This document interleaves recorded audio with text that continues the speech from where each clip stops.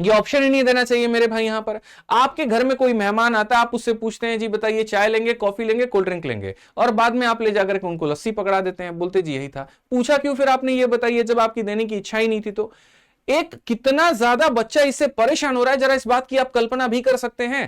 एक इंपॉर्टेंट चीज निकल कर सामने आ रही है अभी यूट्यूब में, हर टीचर इस पर वीडियो बना रहा है क्योंकि एसएससी जो है एक एग्जाम कंडक्ट करवाती है जिसमें वह लोगों का सिलेक्शन करती है, और एसएससी में काफी सारे एग्जाम होते हैं। एसएससी के एक टीचर है, मैथ्स के टीचर है आदित्य रंजन सर, उन्होंने एक काफी ज्यादा इंपॉर्टेंट वीडियो बनाया है। उसमें उन्होंने क्या कुछ बताया है, जो लोग जो है एसएससी की तैयारी कर रहे हैं इस चीज को लेकर, आगे आप लोग वीडियो में देख सकते हैं कि आदित्य रंजन सर ने इसमें क्या कुछ चीजें कही है। और इनके अलावा मैं आप लोग को बता दूं कि जितने भी एजुकेटर हैं जो एसएससी की कोचिंग पढ़ाते हैं, जो टीचर्स हैं एसएससी जो पढ़ाते हैं, उन्होंने काफ़ी सारी चीज़ें बताई है जो कि एसएससी ने चेंज करी है, जो कि बच्चों के लिए काफ़ी ज़्यादा नुकसानदायक साबित हो रहा है, बच्चों को काफ़ी ज़्यादा तकलीफ हो रही है।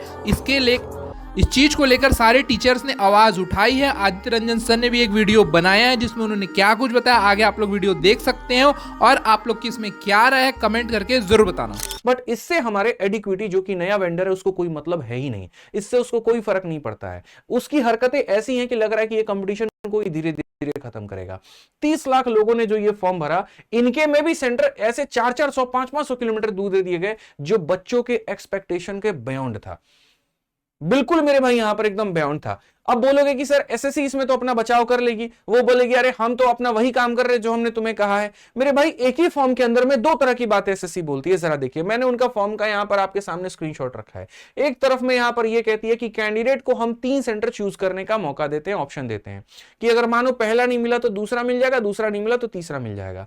इतना लंबा पैराग्राफ लिखने के बाद में लास्ट में कुछ छोटा लाइन यह भी लिख देती है कि कुछ सेंटर को हम चाहे तो ऐड कर सकते हैं, कुछ सेंटर को चाहे तो हम डिलीट कर सकते हैं, या हम ये भी कर सकते हैं कि आपने जहां भरा हम वहां पेपर ना देकर के दूसरा दे दे। तो जब तुम ये कह ही रहे हो तो मेरे भाई यहां पर ये ऑप्शन क्यों दे रहे हो?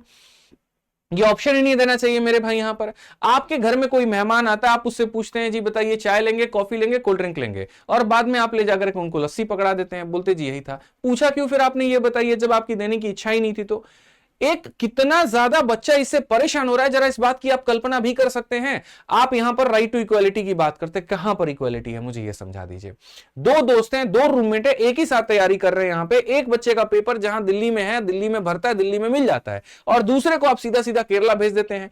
अब दूसरे वाले की टेंशन इस बात पे हो गई है कि हम सिलेबस को खत्म करें, हम मॉक टेस्ट के ऊपर में ध्यान दें, या फिर हम केरला की टिकट के ऊपर में ध्यान दें। केरला में जाके कहां रहेंगे, कैसे रहेंगे, कहां पर मेरा पेपर होगा, कितना दूर होगा, कैसे वहां नेटवर्क काम करेगा, सारी चीजें, कितनी तरह की उसके पास में प्रॉब्लम। उस किराए के चक्कर में मेरे भाई लोग नहीं जा रहे हैं पेपर देने। कई सारे ऐसे कैंडिडेट होंगे जो शिफ्टिंग के वजह से पेपर देने नहीं जाएंगे, जिसमें नुकसान हमारे देश का है, नुकसान उस युवा का है जिसके अंदर में काबिलियत थी लेकिन पैसे नहीं थे, और पैसे नहीं देने के कारण में वो सेंटर तक नहीं पहुंच पाया। कभी सोचा आपने कि फॉर्म की फीस 100 रुपए क्यों रखी जाती है, लड़कियों के लिए ये मुफ्त क्यों रखा जाता है? इसी वजह से, ताकि राइट टू एजुकेशन हो पाए, यहां पर सबको बराबर मिल पाए। सारे के सारे जिनके पास में सामर्थ्य, 100 रुपए तो लगभग हर बच्चे के पास होते हैं, इतने रुपए में वो आराम से फॉर्म भर सकता है, लेकिन 5,000 रुपए, 10,000 रुपए हर बच्चे के पास में नहीं होते।